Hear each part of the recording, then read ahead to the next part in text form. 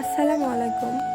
আজ আমি যাচ্ছি যশোর জেলার শাসা থানার বেনাপোল বর্ডার এলাকায়, এক কথায় বেনাপোলের শেষ প্রান্তে। তো যেতে যেতে ট্রেনের ভিতর থেকে বাইরের ভিউটা উপভোগ করছিলাম অ্যান্ড কিছু ভিডিও ক্লিপ নিচ্ছিলাম। তারপর কিছুক্ষণের মধ্যেই বেনাপোল ট্রেন স্টেশনে পৌঁছে গেছিলাম। সেখানে যাওয়ার পর ওভারব্রিজের উপরে একটু হাঁটছিলাম অ্যান্ড কিছু ভিডিও করছিলাম।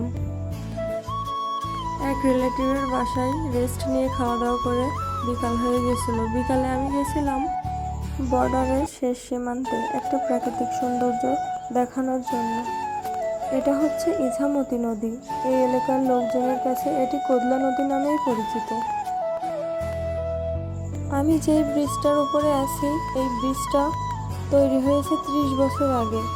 আপনাদের দেখানোর চেষ্টা করছি এই নদীর পাড়ে ভারতের সীমান্ত, তারকাটা এবং বিএসএফ ক্যাম্প ও পূর্ব দিকে বাংলাদেশের বিজিবি ক্যাম্প।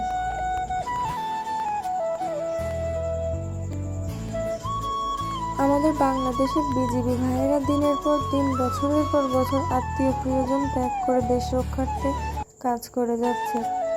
কোদলা নদীর প্রাকৃতিক সৌন্দর্য পরিপূর্ণ, এ এক অপরূপ সৌন্দর্যের ছাপ।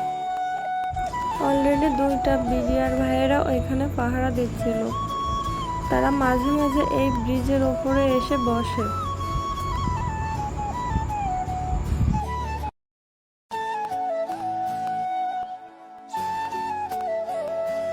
এখানে অনেক ফসলি জমি ছিল।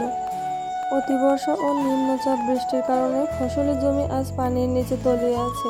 এটা একটা গ্রাম্য এলাকা। এখানে অধিকাংশ মানুষ কৃষক।